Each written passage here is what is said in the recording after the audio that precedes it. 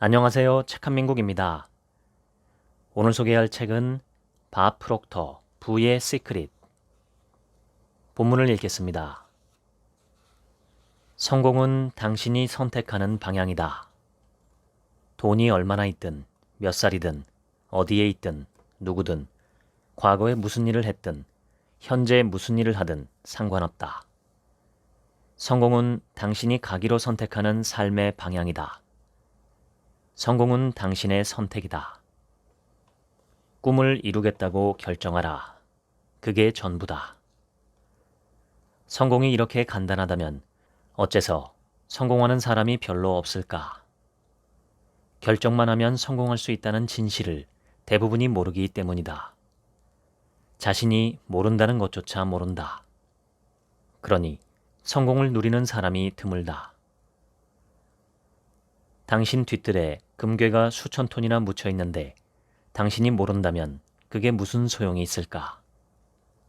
유일한 진짜 문제는 바로 이 무지, 알지 못함이다. 평범한 사람은 성공은 이루기 어렵다는 압도적인 증거에 속아 넘어가고 만다. 운이 좋거나 아주 똑똑한 사람만 성공한다고 성공은 남의 이야기라고 믿으며 살아간다. 하지만 연구를 해본 사람이라면 한결같이 충격적인 결론에 이른다. 성공은 단지 결정이라는 진실이다. 당신이 원하는 바를 결정하고 그것을 향해 전진하기 시작하라. 지금 결정하라. 지금 있는 그 자리에서 결정하고 당신에게 있는 자원이 무엇이든 그것을 활용해 시작하라. 그게 다다. 성공은 가치 있는 이상의 점진적 실현이다. 절대 다수의 사람들은 진정으로 원하는 것이 의식으로 떠오를 때마다 그것을 밀어낸다. 자신의 진정한 소원을 자아상이 받아들이지 않는 것이다. 다른 사람들에게 말하면 웃음거리가 될까봐 두려워한다. 그래서 정말로 원하는 것이 의식에 떠오르자마자 그것을 얻지 못할 이유를 생각하기 시작한다.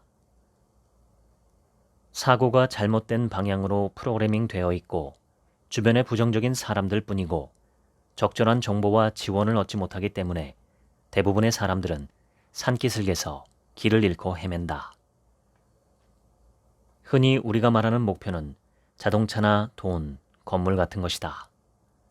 물론 다 좋은 것들이다. 하지만 그런 것들이 가치 있는 이상을 담고 있는 경우는 거의 없다. 자동차나 돈 등은 가치 있는 이상을 대신하는 것에 불과하다. 성공한 사람은 원대하고 강력한 이상을 꿈꾼다. 당신의 머릿속으로 그것을 잡을 수 있다면 실제 손으로도 잡을 수 있다. 친구나 친척, 이웃이 당신을 비웃는다면 그들을 멀리하라. 그들 때문에 좌절하지 마라. 당신에게 한심하다고 말하는 사람도 있을 것이다. 그들을 멀리하라.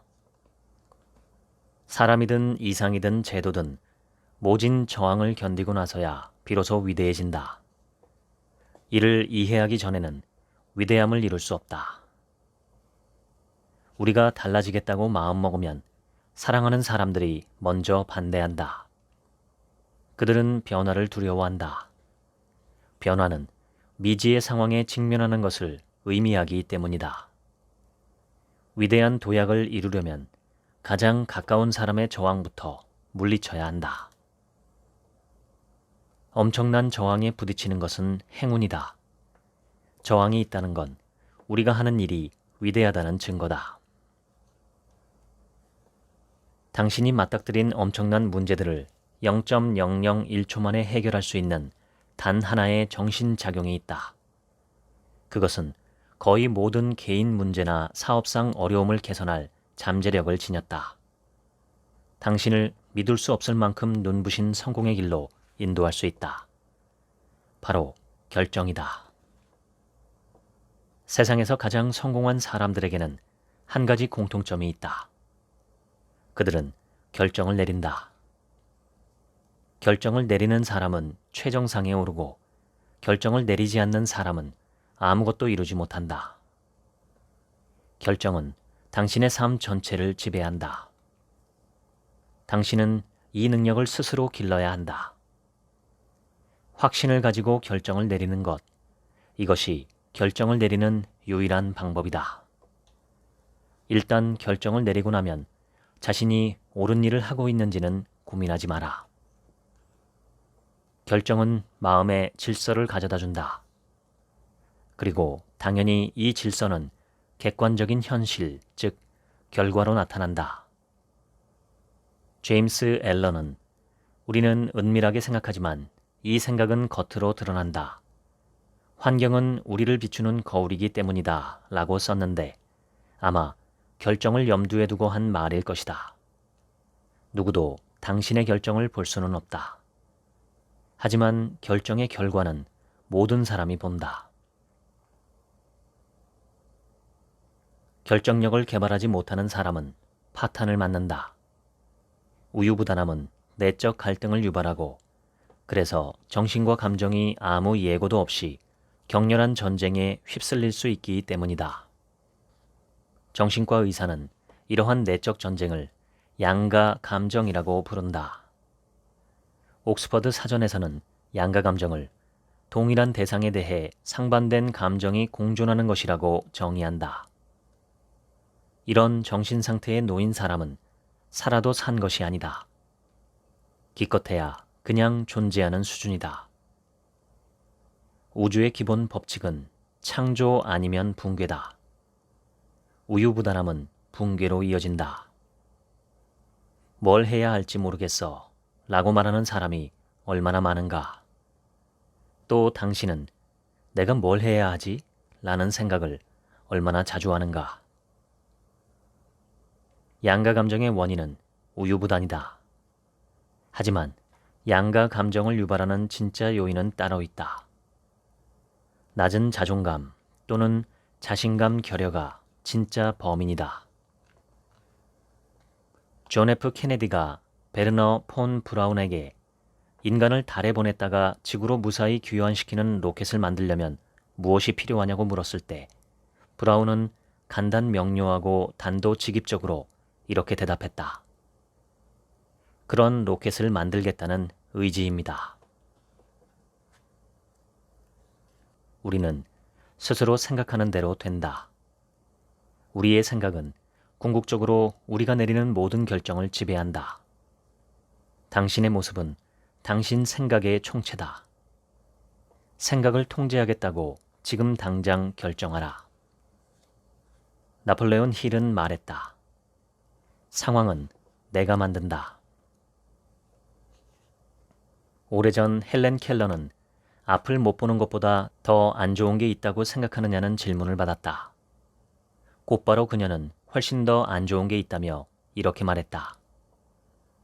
이 세상에서 가장 불쌍한 사람은 시력은 있지만 비전이 없는 사람입니다. 비전이 명확할 때 결정을 내리기 쉬워진다.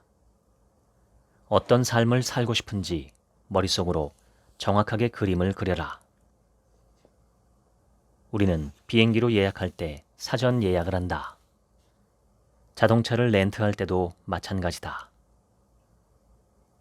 이슬람 교도라면 누구나 금식을 해야 하는 기간인 라마단에 나는 쿠알라룸푸르 사무실에 있었다. 그때 차를 마실지 커피를 마실지 질문을 받았다. 나는 차를 부탁했다. 그런데 내 옆에 있던 여성은 같은 질문을 받고 괜찮습니다. 나는 지금 금식 중이에요. 라고 말했다. 이 여성은 사전 결정을 내렸다. 그래서 질문을 받았을 때 자신이 뭘 마실지 결정할 필요가 없었다. 한 연구에 따르면 큰 성공을 거둔 사람은 매우 신속하게 결정하고 결정을 바꿔야 할 때는 매우 신중하게 한다. 반대로 성공을 거의 맛보지 못하는 사람은 아주 더디게 결정하며 결정을 손바닥 뒤집듯 자주 바꾼다. 이런 사람들은 대개 결정을 내릴 때 다른 사람의 의견에 영향을 받는다. 성공한 사람이 자기 생각을 따르는 것과 확연하게 대조된다. 세상에서 가장 자연스러운 행동이 있다. 10중8구 이 행동은 성공에 가장 해롭다. 바로 군중을 따르는 것이다. 역사적으로 볼 때 군중은 언제나 잘못된 길로 갔다. 당신 자신의 모습으로 존재하라. 군중에게서 벗어나라. 스스로 결정을 내려라. 인본주의 심리학자 에이브러햄 매슬로는 잠재력을 최대로 발휘한 사람을 연구하는데 평생을 바쳤다. 그는 우리가 내면의 지침을 따라야 하며 다른 사람의 의견이나 외부 환경에 휘둘려서는 안 된다고 말했다. 매슬로의 연구에 따르면 성공적으로 결정하는 사람에게는 많은 공통점이 있다. 그중 가장 중요한 것은 자신이 가치 있고 중요하다고 생각하는 일을 한다는 점이다. 그들은 일에서 즐거움을 찾았다. 그들에게는 일과 놀이의 구별이 없었다. 매슬로는 말했다. 자아 실현을 하려면 자신이 중요하다고 생각하는 일을 해야 하며 나아가 그 일을 잘해야 하고 즐겨야 한다. 인생에 위험이 없다면 그 인생은 아무것도 아니다. 헬렌 켈러. 웃는 것은 바보처럼 보일 위험을 무릅쓰는 것이다. 우는 것은 감상적으로 보일 위험을 무릅쓰는 것이다. 다른 사람에게 다가가는 것은 문제에 휘말릴 위험을 무릅쓰는 것이다. 감정을 표현하는 것은 속마음을 드러낼 위험을 무릅쓰는 것이다. 생각이나 꿈을 대중 앞에서 말하는 것은 그들의 지원을 잃을 위험을 무릅쓰는 것이다. 누군가를 사랑하는 것은 그 사람에게 사랑받지 못할 위험을 무릅쓰는 것이다. 사는 것은 죽을 위험을 무릅쓰는 것이다. 희망을 품는 것은 절망할 위험을 무릅쓰는 것이다. 시도하는 것은 실패할 위험을 무릅쓰는 것이다. 하지만 위험을 감수해야 한다. 인생에서 가장 큰 위험은 아무런 위험도 감수하지 않는 것이기 때문이다. 위험을 감수하지 않는다면 고통과 슬픔은 피할 수 있을지 모른다. 하지만 배움은 얻을 수 없다. 허먼 크레너트라는 위대한 위험 감수자의 실화다. 이야기는 1925년 인디애나폴리스에서 시작된다. 허먼 크레너트는 셰프턴 컨테이너 컴퍼니에서 관리직으로 일했다. 하루는 사장이 점심을 함께 먹자며 크레너트를 시카고로 불렀다. 크레너트는 몹시 들떴다. 점심을 먹는데 사장이 말했다. 자네를 부사장으로 승진시키려고 하네. 자네는 이사회의 임원이 될 거야. 자네가 이사회 임원으로 투표할 때 내 지시대로 하기를 바라네. 사장의 말을 듣고 크레너트는 맥이 빠졌다. 그는 사장이 시키는 대로 할 수 있을지 모르겠다고 말했다. 그러자 사장이 다그쳤다. 이봐, 비즈니스 세계는 원래 그래. 난 자네를 이사회에 앉힐 거야. 자넨 내가 시키는 대로 하면 된다고. 사장의 말을 생각하면 할수록 크레너트는 더 화가 났다. 점심 식사가 끝난 후 크레너트는 자리에서 일어나 말했다. 사장님, 그 제안을 받아들일 수 없습니다. 저는 이사회에서든 어디서든 누군가의 꼭두각시가 되지 않겠습니다. 한 가지 더 드릴 말씀이 있습니다. 저는 그런 요구를 하는 회사를 위해 일할 수 없습니다. 회사를 그만두겠습니다. 그날 있었던 일을 이야기하자 아내는 남편의 결정을 지지하며 말했다. 그래요. 다른 일을 찾으면 되죠. 4일 후 누군가가 크레너트의 현관문을 두들겼다. 문을 열어주자 회사 중역 6명이 문을 밀어젖히고 들어왔다. 모두 흥분해 있었다. 크레너트, 그날 있었던 일을 들었소. 그렇게 훌륭한 결정은 처음 들어봤소. 우리도 회사를 그만두었소. 여러분도 회사를 그만뒀다니 무슨 말입니까? 크레너트는 물었다. 말 그대로 그만뒀다고요. 크레너트 당신처럼 말이요. 그리고 좋은 소식이 있어. 우리가 당신 밑에서 일하겠소. 내 밑에서 어떻게 일하십니까? 나는 일자리도 없어요. 당신은 일을 찾아낼 거요. 당신이 일을 시작하면 우리가 당신을 돕겠소. 그날 밤 이 7명은 크레너트의 거실 탁자에 둘러앉아 인랜드 컨테이너 코퍼레이션을 설립했다. 이 회사는 수세대에 걸쳐 건재했다. 1925년에 한 남자가 자신의 신념을 굽히기를 거부한 덕분이었다. 당신이라면 어떤 결정을 하겠는가? 당신이 포기할 수 없는 신념은 무엇인가? 자신의 신념이 무엇인지 정확하게 인식하고 크레너트처럼 신념에 따라 살아야 한다. 그렇지 않으면 절대 자유로워지지 않는다. 신념을 버리고 타협하면 다른 사람의 꼭두각시가 되고 말 것이다. 우리 가운데 90% 이상이 남들의 사고방식과 행동 방식에 따라 생각하고 행동한다. 지금 당장 변화하겠다고 결정하라. 바로 지금 이 순간부터 더는 안전지대에 머물지 않고 자유로워지겠다고 결정하라. 조지 버나드 쇼는 말했다. 인생의 진정한 기쁨은 자신이 가장 위대하다고 생각하는 목적에 자기 자신을 사용하는 것이다. 세상이 나를 행복하게 만들어주는데 전념하지 않는다며 불평하고 흥분하는 이기적이고 보잘것없는 질병덩어리가 되는 대신 자연의 힘이 되는 것이다. 켈빈 쿨리지가 쓴 끈기라는 글을 소개해보겠다. 이 세상 어느 것도 끈기를 대신할 수 없다. 재능도 대신하지 못한다. 재능이 있어도 성공하지 못한 사람이 얼마나 많은가.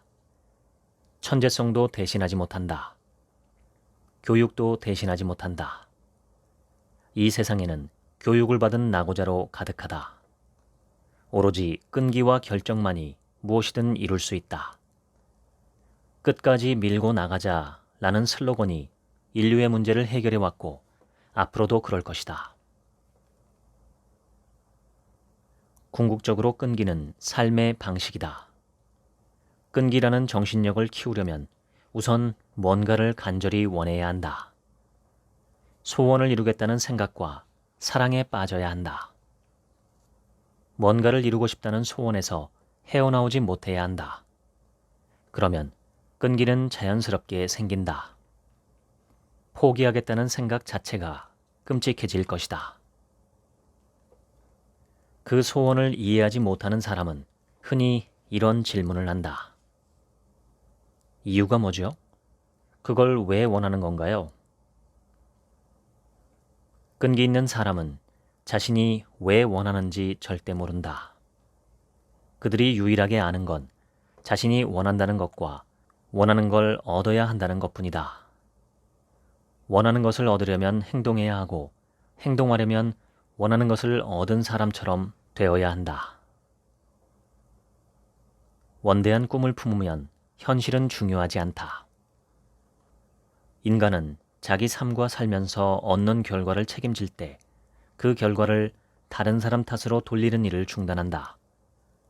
당신은 다른 사람을 바꿀 수 없으므로 그들을 탓하는 태도는 부적절하다. 남 탓만 하는 사람은 스스로 만든 감옥에 갇힌 채 삶을 살게 된다. 책임감을 발휘할 때 비난을 멈추고 비로소 자유롭게 성장한다. 책임감을 습관으로 만들어라. 자신이 감옥에 있다는 것을 모르면 감옥에서 탈출할 수 없다. 삶의 모든 면에서 책임감을 완벽하고 확실하게 발휘하겠다는 인식을 키운 사람은 극히 드물다. 이런 사람들은 자신이 돈을 얼마나 많이 벌지 결정한다. 자신이 선택한 삶의 방식에 더 많은 돈이 필요하면 그들은 그만큼 돈을 번다. 그들은 다른 사람의 의견 때문에 감정적으로 동요하지 않는다. 다른 사람이 아무리 기분을 상하게 해도 어떤 감정을 느낄지는 자신이 결정한다. 부정적인 상황이 자신 앞에 펼쳐질 때마다 그들은 피하지 않고 그런 상황을 견뎌낸다. 모든 일에는 다 그럴 만한 이유가 있다는 것도 알고 있다. 신은 당신에게 평생 쓸 것보다 더 많은 재능과 능력을 선물로 주었다. 당신이 신에게 보답으로 줄 선물은 그 재능과 능력을 발전시키는 것이다. 이것은 당신의 책임이다. 모든 인간에게는 위대함이 내재해 있다. 날마다 사소한 일을 위대한 방식으로 함으로써 위대해진다. 당신이 무슨 일을 하든 그 일을 위대하게 하는 건 당신 책임이다. 윈스턴 처칠은 책임은 위대함의 대가라고 말했다. 안타깝게도 많은 사람이 책임을 회피할 때마다 성공을 피하고 있음을 이해하지 못한다. 우리는 책임을 회피할 수는 있다. 하지만 책임을 회피한 결과를 피할 수는 없다. 당신은 과거의 한 일이나 하지 않은 일을 바꿀 수 없다. 어제 아침에 일어난 시간이나 오늘 아침에 먹은 음식을 바꿀 수 없는 것처럼 과거의 행동도 바꿀 수 없다. 당신은 과거 그 당시의 생각으로 할 수 있는 일을 한 것이다. 혹시 과거에 지금과 달리 책임감을 져버렸는가? 설령 그렇더라도 자신을 용서하라. 용서란 완전히 놓아버린다, 내려놓는다 라는 뜻이다. 용서하는 법을 배우기 전에는 책임감이라는 정신력을 기르지 못한다. 용서하는 법을 배우지 못한 사람은 필연적으로 죄책감과 분노라는 가장 파괴적인 감정을 품고 살아간다. 자기 생각을 결정하는 능력, 바로 이 능력이 당신을 유일무이한 존재로 만들고 당신의 방식을 특별하게 만든다. 다음 문장을 소리내어 읽어보라. 나는 내 삶과 내 감정, 내가 얻는 모든 결과를 책임진다. 한 번 더 반복해보라. 나는 내 삶과 내 감정, 내가 얻는 모든 결과를 책임진다. 기억하라. 선택은 당신이 하는 것이다. 사람들은 언제나 자신의 현실에 대해 상황 탓을 한다. 나는 상황을 믿지 않는다. 성공한 사람들은 머리를 들고 자신이 원하는 상황을 찾는다. 그런 상황을 찾을 수 없으면 스스로 만들어낸다. 패자는 남 탓만 한다. 그들은 자신이 결정권을 쥐고 있으며 자신이 원하는 행동을 할 수 있다는 진실을 모른다. 반대로 승자는 책임지는 태도를 나타낸다. 남 탓이라는 말은 그들 사전에 없다. 상황이 자신이 원하는 방식이나 방향으로 진행되지 않으면 그들은 새로운 아이디어를 내놓고 자신의 구상에 맞게 상황을 바꾼다. 승자는 일어나는 모든 일에 대해 책임지는 태도를 선택한다. 일의 결과가 좋든 나쁘든 모든 일을 책임진다. 일어난 모든 일에는 교훈이 담겨 있다. 승자는 부정적인 상황에서도 긍정적인 요소를 찾는다. 인생에서 벌어지는 부정적인 상황은 자신의 정신을 강인하게 만들고 좋은 특성을 길러주는 기회라고 생각한다. 저명한 정신과 의사 롤로 메이는 이렇게 말했다. 우리 사회에서 용기의 반대는 비겁함이 아니라 수능이다. 당신이 부정적인 상황에 직면해도 감정적으로 흔들리지 않으면 책임감 있는 태도를 실천하는 것이다. 수능은 이 사회의 심각한 문제다. 사람들은 이유도 모른 채 다른 사람이 하는 대로 한다. 누구에 대해 책임을 지는 것과 누구를 대신해 책임을 지는 것에는 엄청난 차이가 있다. 당신은 다른 사람의 감정과 결과가 아니라 당신의 감정과 결과를 책임져야 한다. 당신은 다른 사람에 대해 책임을 질 수는 있지만 그 사람을 대신해 책임을 질 필요는 없다. 다른 사람이 우리의 책임을 대신하면 우리는 그들에게 의존할 수밖에 없다. 우리의 행복이 그들의 관대함에 달린 셈이 된다. 이탈리아 속담에 염소가 어깨에 올라오도록 놔두는 사람에게는 소도 어깨로 올라간다 라는 말이 있다. 다른 사람이 자신의 책임을 인식하도록 돕는 것이 당신의 의무다. 한편 당신이 자신의 책임을 다른 사람에게 떠넘기면 당신은 정신의 감옥에 스스로 들어가는 것이나 마찬가지다.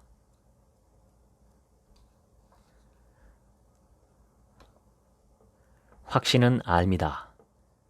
확신은 내적으로 확실하게 믿는 태도다.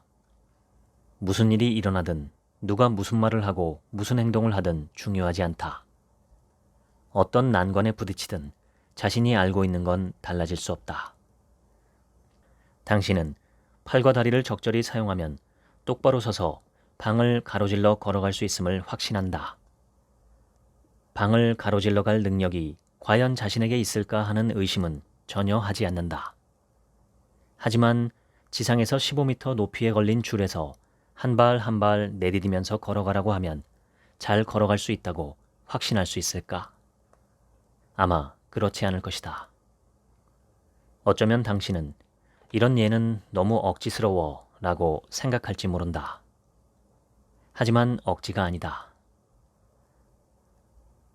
당신은 지금 방을 가로질러 걸어갈 수 있다는 확신이 있다.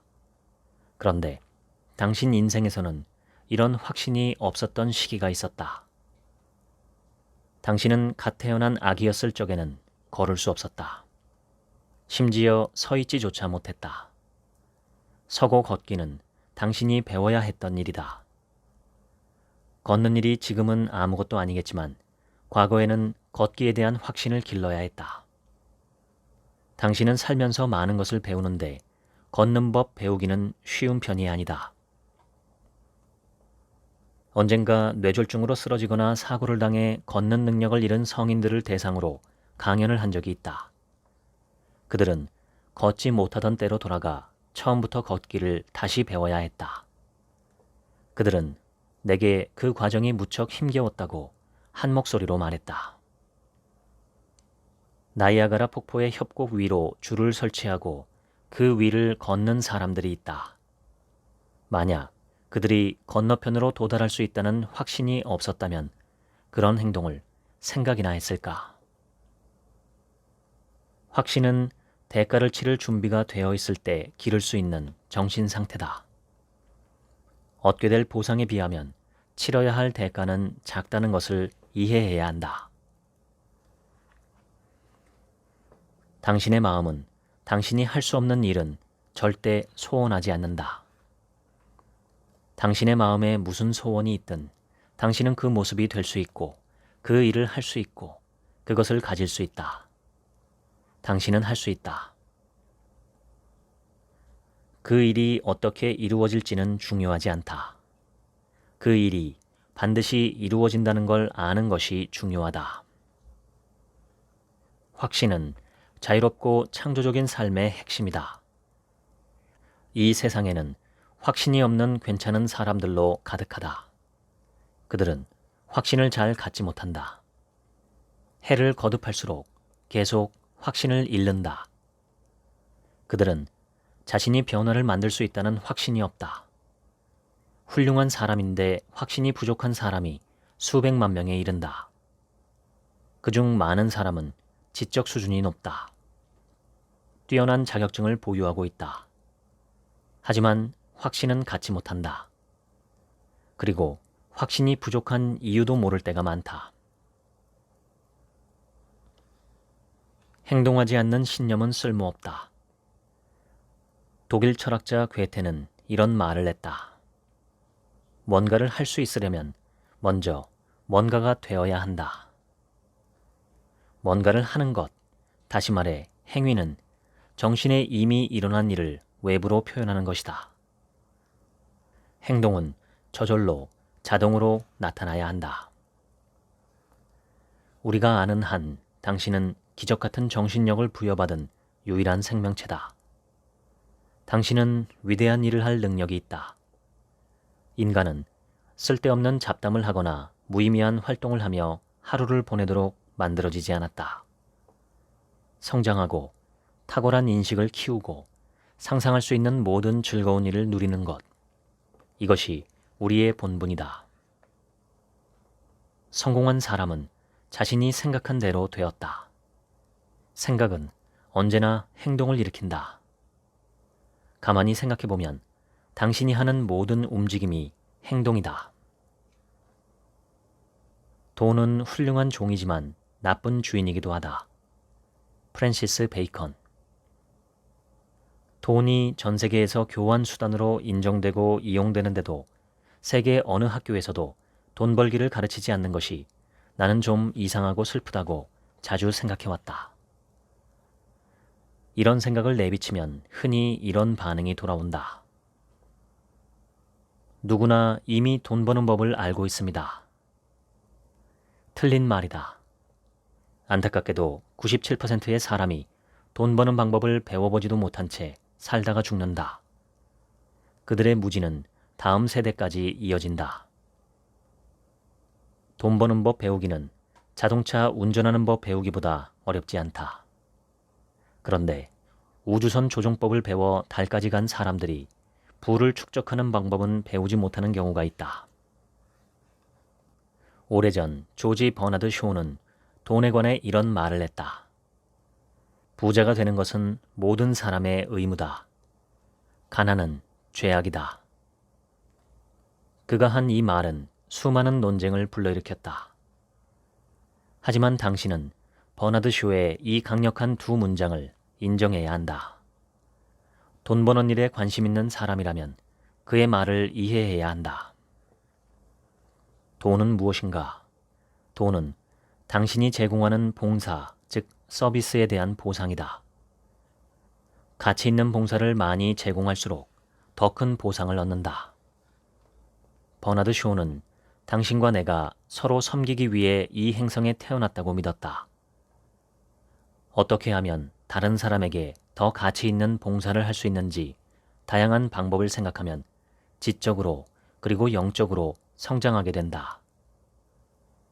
인류에게 봉사하는 것은 우리의 의무이며 돈은 이 봉사에 대한 보상이다.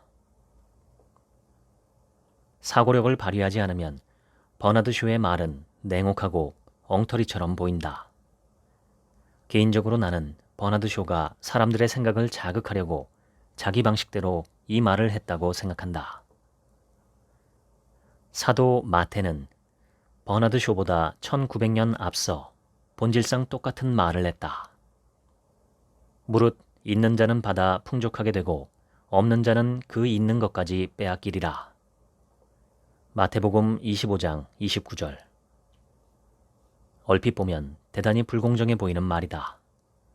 마태는 부자는 더 부유해지고 가난한 자는 더 가난해진다고 말하고 있다. 이 말이 불공정하다고 생각하는 사람은 풍요로움은 남에게 받는 것이라고 생각하는 사람이다. 그들에게는 마태의 말이 몹시 불공정해 보일 것이다. 하지만 풍요로움을 본인이 끌어당기는 것으로 보면 전체 그림이 달라지고 마태의 말은 매우 공정한 말이 된다.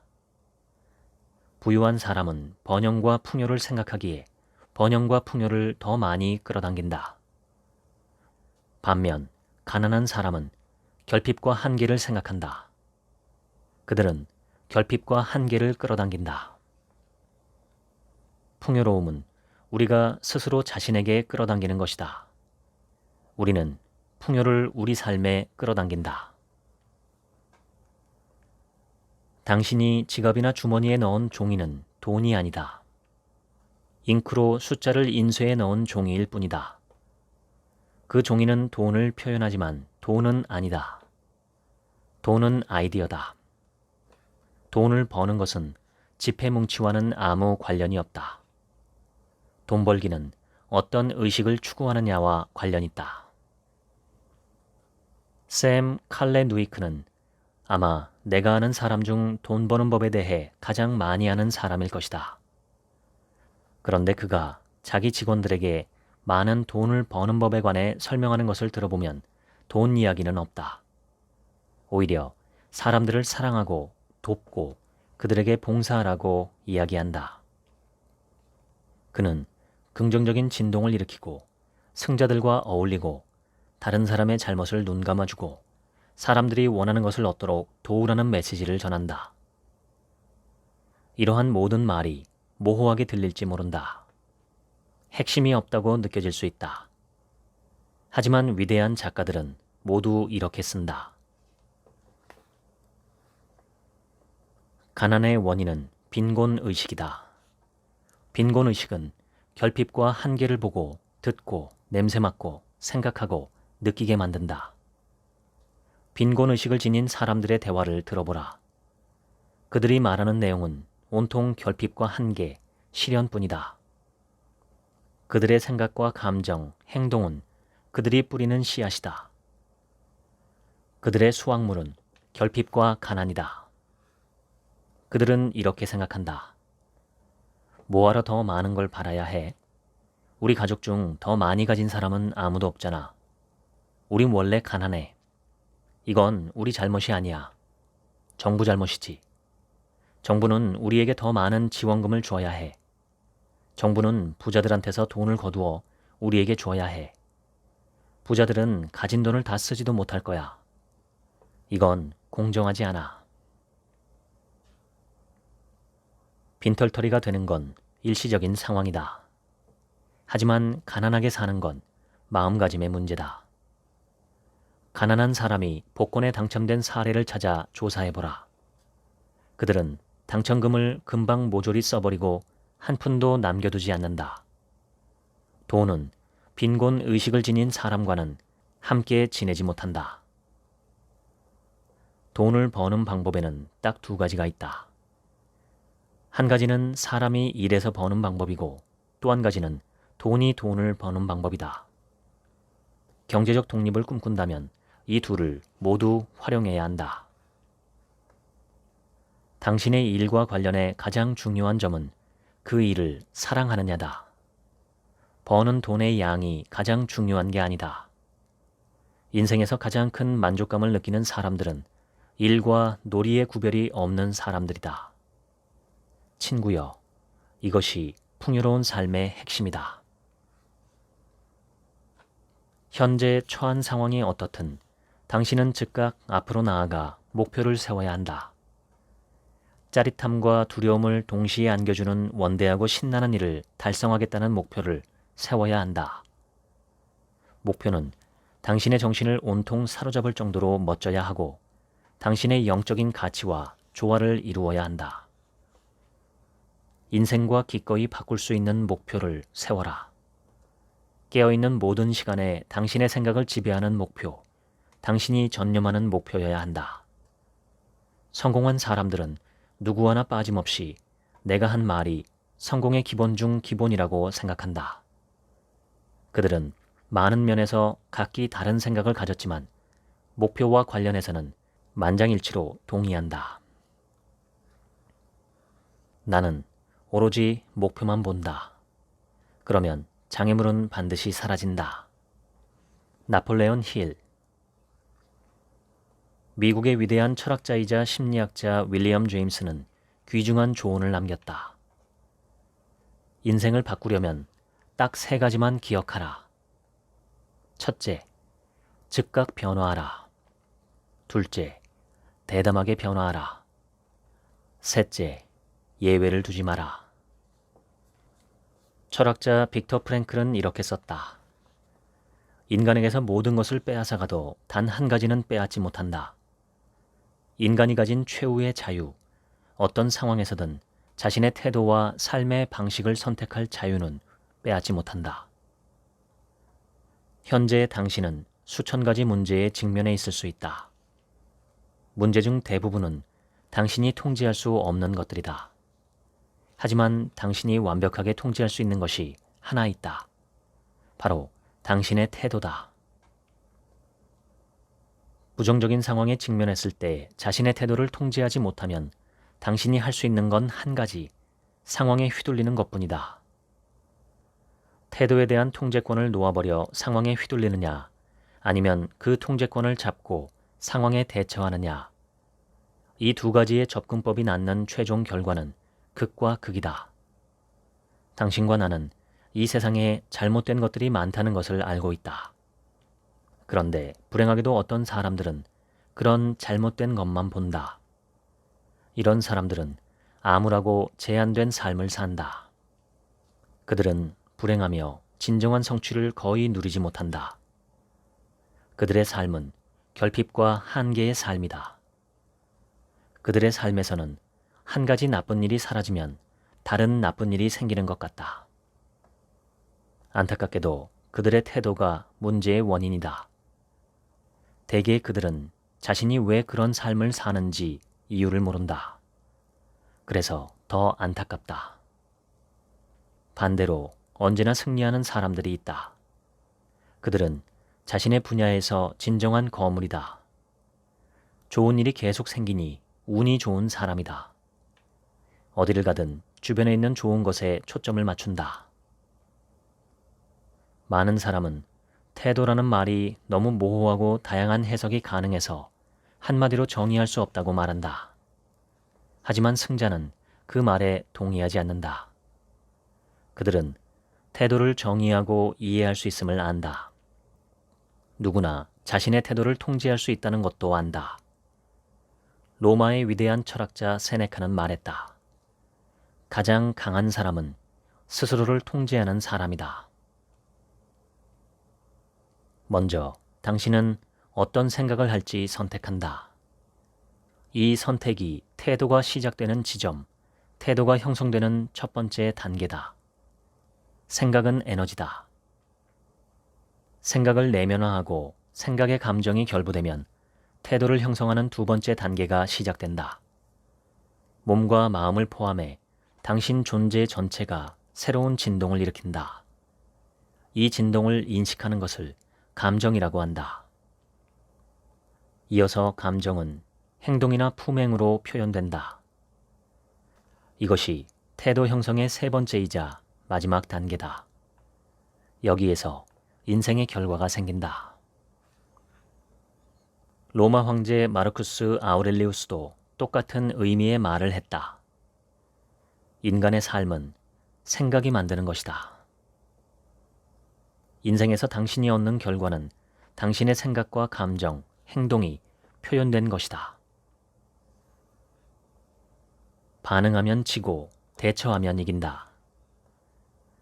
누군가의 불쾌한 태도에 반응하는 것이 아니라 대처한다면 우리는 다른 사람의 태도와 상관없이 자신의 태도를 책임지기 시작한다.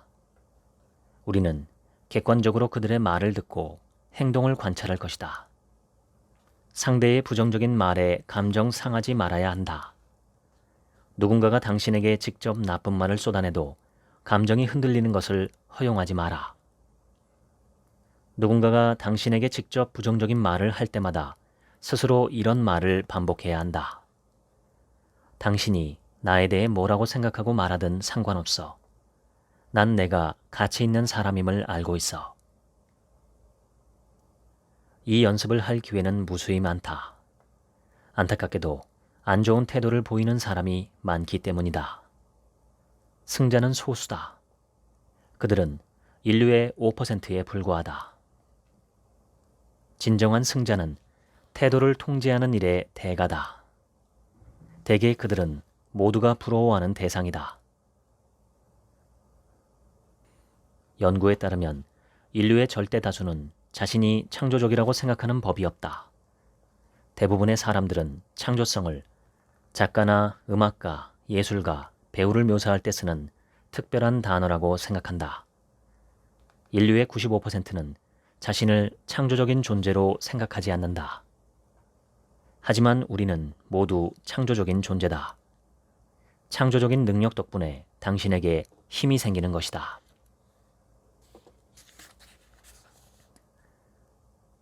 모든 성취가 상상에서 시작된다는 진실을 아는 사람은 인류의 5%뿐이다. 당신의 정신에 어떤 생각이 녹음되어 있는지 인식하고 그것을 제거해야 한다. 녹음된 목소리가 들리거나 자신이 아이 같거나 바보 같다는 느낌이 들 때마다 이성적으로 판단하라. 지금까지 살았던 창조적이고 성공한 사람은 모두 아이 같은 특성을 계속 발전시켰음을 기억하라. 창조적인 결과는 흔히 상상력의 작용에서 비롯된다. 반면 사고는 추론의 작용이다. 상상력은 창조적인 임무를, 추론은 논리적인 임무를 수행한다. 오래된 호텔 로비에서 두어 명의 엔지니어들이 보수공사 이야기를 하고 있었다. 그들은 리모델링 이야기를 나누며 엘리베이터를 설치할 최적의 장소를 결정하려고 했다. 근처에 있던 청소부가 건물 밖에 엘리베이터를 설치하면 어떠냐고 제안했다. 그러면 객실을 전혀 손상하지 않을 수 있고 귀중한 공간을 잃지 않을 수 있었다. 오늘날 세계 어디서든 건물 외부에 설치된 엘리베이터를 볼 수 있다. 나는 그 청소부가 자신을 창조력을 지닌 천재라고 생각해 본 적이 있는지 궁금하다. 위대함은 황홀한 단어다. 위대한 일을 하기 전에 이미 자신이 위대하다는 진실을 인식해야 한다. 위대한 사람은 날마다 사소한 일을 위대한 방식으로 함으로써 위대한 일을 한다. 지금까지 밥 프록터 부의 시크릿 읽어드렸습니다. 지금부턴 제 얘기입니다. 성공은 돈일까요? 만약 그렇다면 무조건 돈이 많아야 성공한 사람이 됩니다. 남미의 마약상 카르텔은 엄청난 부를 소유하고 있습니다. 성공한 은행 강도도 그렇죠. 하지만 그들을 두고 성공한 인생이라고 말하는 사람은 없습니다. 사람이라면 누구나 의식하든 못하든 성공한 인생, 잘 사는 인생이라는 개념에 강력한 윤리적 바탕이 있어야 함을 인식합니다. 이것을 영어로 인테그리티라고 합니다. 우리말로 인테그리티는 정직 또는 성실로 번역되는데 바람직한 가치관을 품고 그 가치관대로 말하고 행동하는 특성을 가리킵니다. 중요한 포인트는 바람직한이라는 대목입니다. 올바른 가치관이 핵심입니다. 세상이야 망가지든 말든 내 지갑만 두둑하고 나만 잘되면 그만이라는 가치관을 갖고 있다면 내가 하는 모든 행동이 이 세상은 물론 나까지도 점점 더 망가뜨리는 결과를 불러옵니다. 특히 자기 자신에게 가장 해롭습니다. 성철스님은 재물병, 여색병, 이름병 이 세 가지를 조심해야 한다고 하셨는데 그중 제일 무서운 것은 이름병이라고 했습니다. 돈과 육체적 쾌락과 명예 중에서 사람을 가장 강하게 유혹하는 것은 바로 명예입니다. 사람이 궁극적으로 추구하는 것은 다른 사람의 인정과 칭찬입니다. 그래서 역사상 수많은 독재자들이 자신의 사후에도 명예를 지키기 위해 역사를 왜곡하고 진실을 파묻으려고 노력했습니다. 바람직한 가치관을 갖고 있지 않은 상태에서 유명해지고 돈이 많아지면 찰나와 같은 시간이 흐른 뒤 남는 것은 더러운 이름밖에 없습니다. 몇백 년, 몇천 년까지도 그 오명은 살아남습니다. 나만을 위한 이익을 추구하는 행위, 바람직한 가치관이 없이 열심히 사는 행위는 결국 내 인생에 가장 큰 피해를 줍니다. 인테그리티 없는 부와 성공은 나와 남을 해치는 독약에 불과합니다. 오늘 소개한 책은 먼저 성공의 상태에 도달해야 돈도 많이 벌 수 있다고 이야기합니다. 자기 자신을 성공 상태와 조건에 일치시키는 것, 그것이 많은 사람이 알지 못하는 시크릿, 즉 성공의 비밀이라는 것입니다. 저는 인테그리티를 갖춘 소원을 품는 것이 성공의 시크릿 중 하나라고 믿습니다. 얼마 전 퀀텀 시크릿 영상에 달린 댓글 중에 대강 이런 내용의 댓글이 하나 있었습니다.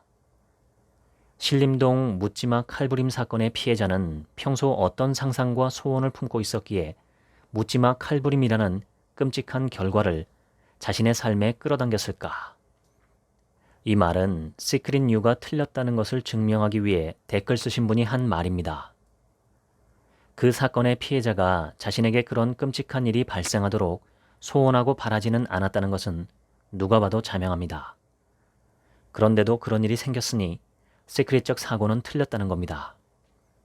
이것은 흑백 논리와 이분법적 사고입니다. 세상 모든 일에는 우리가 아직 그 작동 원리를 알지 못하는 우연이라는 요소가 있다는 걸 간과한 것입니다. 우연은 좋은 쪽으로도 나쁜 쪽으로도 악인에게도 선인에게도 세상 어디에나 작동합니다. 로또 당첨되어서 갑자기 부자가 되기도 하고 반대로 지구 반대편에서 발생한 전쟁으로 인해 갑자기 사업이 파산하는 사람도 있습니다. 길을 가다가 묻지마 칼부림 범인을 만날 수도 있고 반대로 내 사업을 도와줄 귀인을 만나기도 합니다.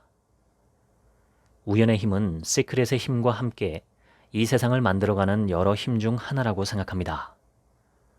신림동 사건의 경우 피해자가 가해자를 마주친 것은 우연입니다. 피해자가 의도하거나 바라거나 꿈꿔서 그런 것이 아닙니다.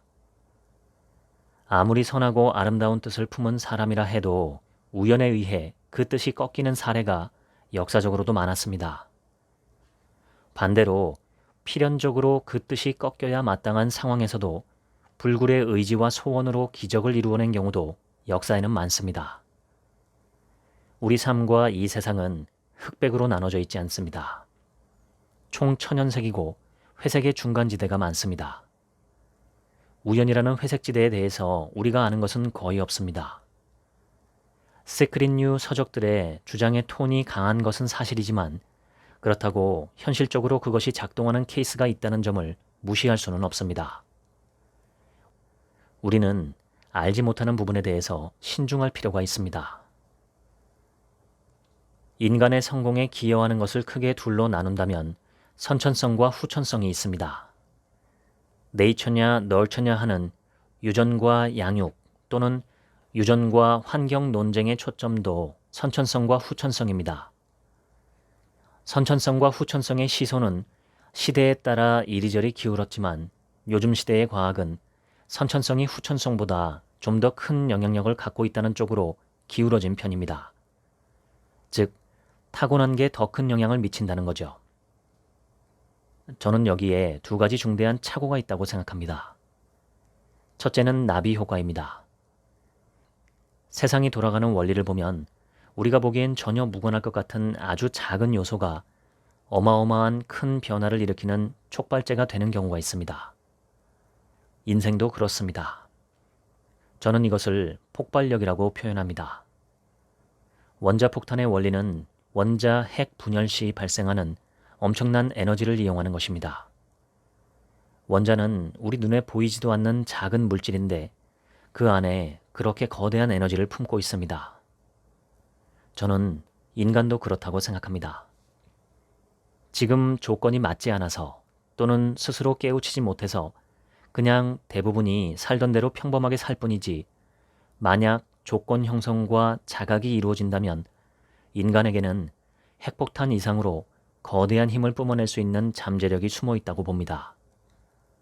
우리가 매스컴에서 보는 평범하게 살다가 갑자기 위대한 일을 해내는 사람들이 바로 그런 사람입니다.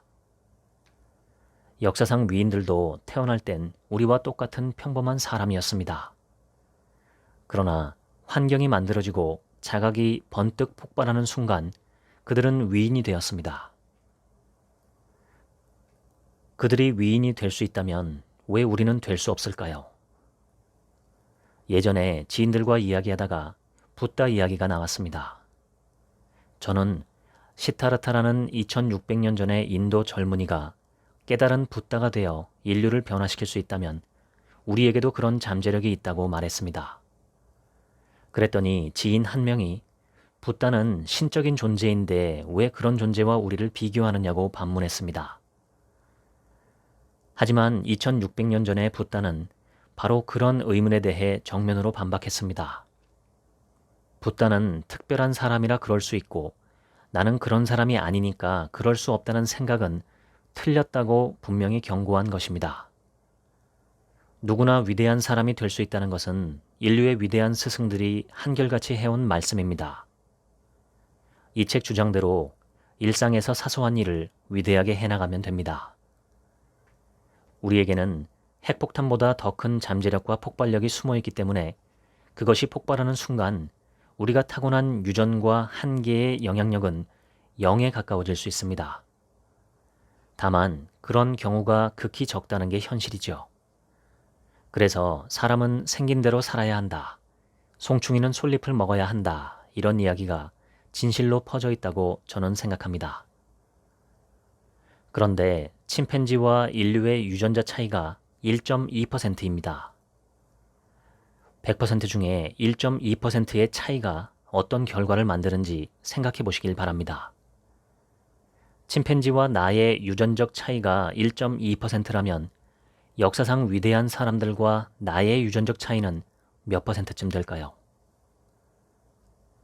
나비 효과에 이은 두 번째 중대한 착오는 인간을 변화시키고 깨우치는 것이 대단히 쉽고도 어렵다는 점을 간구한 것입니다. 의식이 깨어나고 삶이 변화하는 것은 변곡점 이전에는 도저히 감도 잡기 힘들 만큼 어렵고 불가능해 보입니다. 문 없는 문, 길 없는 길이라는 표현처럼 너무 막막합니다. 그런데 변곡점 이후에 돌아보면 너무 쉽습니다. 비유하자면 출산과 비슷합니다. 아기가 태어날 때 머리만 빠져나오면 나머지 몸통은 쉽게 쑥 나옵니다. 두개골이 가장 폭이 넓기 때문이죠.